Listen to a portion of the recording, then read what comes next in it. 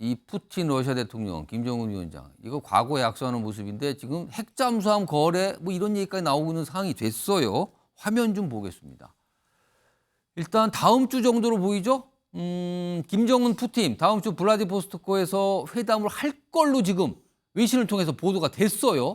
근데요, 단순히 회담만 하는 게 아니라 그 블라디보스토크에 있는 태평양 함대 사령부 뭐 부두를 간다라는 얘기도 있고요. 그리고 블라디보스토크에서 무려 1,500km 북쪽으로 떨어진 보스토치나 우주기지도 간 거다. 그러니까 우주기지를 간다는 자체도 지금 심상치 않게 보이거든요. 자, 이와 관련된 앞서서 얼마 전에 내놓은 설명들이 좀 있습니다. 외신을 통해서 나온 건데요. 들어보겠습니다. осуществляются контакты на различных уровнях. И это наш сосед, очень важный сосед. The heating infrastructure of major cities as we head into winter to try to conquer territory that belongs to another sovereign nation. This is not going to reflect well on North Korea, and they will pay a price for this in the international community. 자, 지금 러시아 푸틴 대통령은 우크라이나 전쟁하고 있죠. 포탄 부족하다는 거 세상이 다 알고 있습니다. 그래서 어디든 구해야 되는데 북한이 포탄 많이 갖고 있다고 했죠. 러시아가 원하는 거는 누가 봐도 포탄입니다. 북한의 포탄. 그러면은 북한이 얻는 건 뭘까요? 화면 좀 보세요. 화면 보면은요. 북한이 러시아에게 원하는 거 포탄을 주고 뭘 원하냐는 거죠. 그래서 지금 분석이 되는 게 혹시 이거 핵 잠수함 관련된 거나 ICBM 대륙간 탄도미사일 기술을 러시아로부터 원하는 거 아닌가? 또는 아까 우주기지를 간다 그랬잖아요. 이거 정찰위성 장비나 기술 이런 걸 원하는 건가? 아니면 북한과 러시아의 군사훈련을 원하는 건가? 뭐 이런 분석도 나옵니다. 김종욱 전 행정관.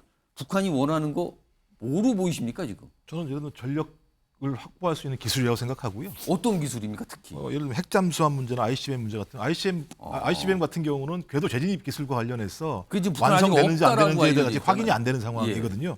그런 측면에서 일단 화성 18형 같은 경우가 고체 연료를 사용을 했어요. 근데 다른 나라 같은 경우는 고체 연료 확보하는데 10년, 20년이 걸려요. 예. 근데 매우 빠르게 기술적 진보를 했단 말이에요. 그거는 그럼 이게 어떻게 가능했는지 아직 모르는 거예요. 근데 미국에서도 뭐냐 그러냐면 이게 러시아형을 개조한 거란 얘기도 있고 아니 그거 다르다는 얘기도 있어요. 그러니까 확인이 안 되는 상황입니다.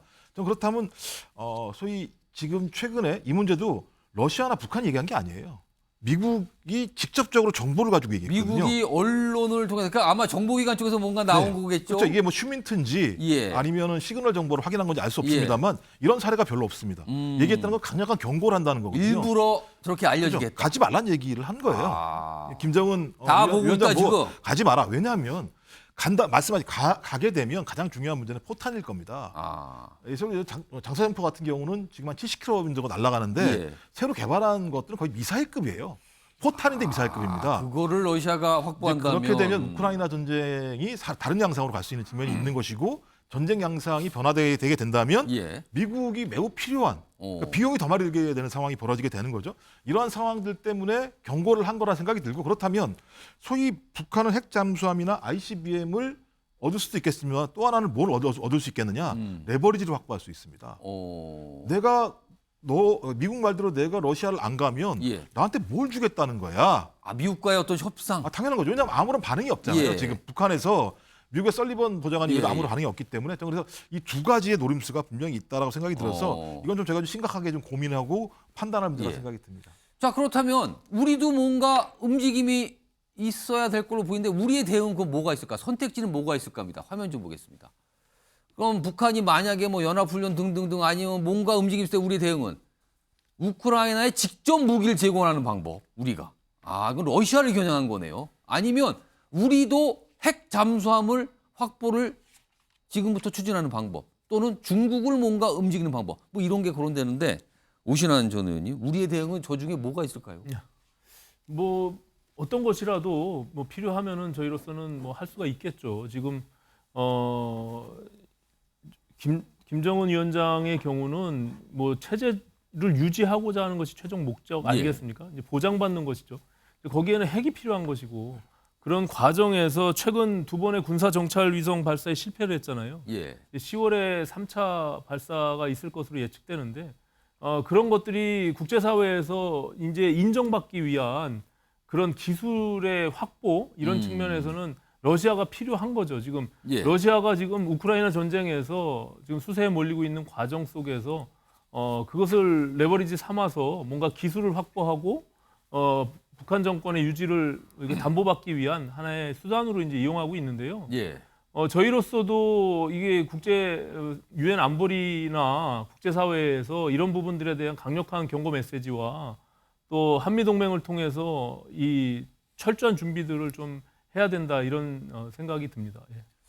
우리가 한미 훈련을 하고 있잖아요. 근데 북한이 또 훈련을 하고 있고 뭐 이런 내용인데 시간이 한 30초 정도 남았는데 김재원 전 최고위 혹시 제가 하실 말씀 보기에는, 있을까요? 그러니까 제가 보기에는 예. 우리가 할 수 있는 것은 한미 동맹을 통해서 한미 동맹을 통해서 예. 그 미국이 그 러시아까지 그 러시아의 뭐 군사적인 협력이나 이쪽에까지 그 제재할 수 있도록 최소한 견제할 수 있도록 만드는 것이 중요하고요.